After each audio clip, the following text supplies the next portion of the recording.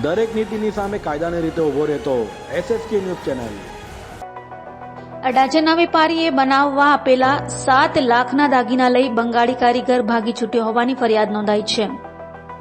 સુરતના અડાજણ ખાતે આવેલ સાલીભદ્ર રેસીડન્સીમાં રહેતા ઝીનિયસ તારાચંદ મહેતા મેદરપુરા નવપત એપાર્ટમેન્ટમાં જેમ્સ અને જ્વેલરીની ઓફિસ ધરાવે છે, જેઓ જૂના સોનાના ઘરેણાં રિપેર કરવા અને નવા ઘરેણાં બનાવી આપવાનો ધંધો કરે છે.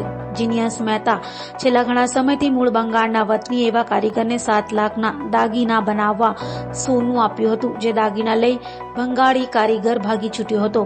હાલ તો બનાવને લઈ ગોપીપુરામાં રહેતા બંગાળી કારીગર સામે 7.30 લાખના સોનાના ઘરેણાની ઠગાઈની ફરિયાદ નોંધાઈ છે. દરેક નીતિની સામે કાયદાની રીતે ઊભો રહેતો SSK ન્યૂઝ ચેનલ.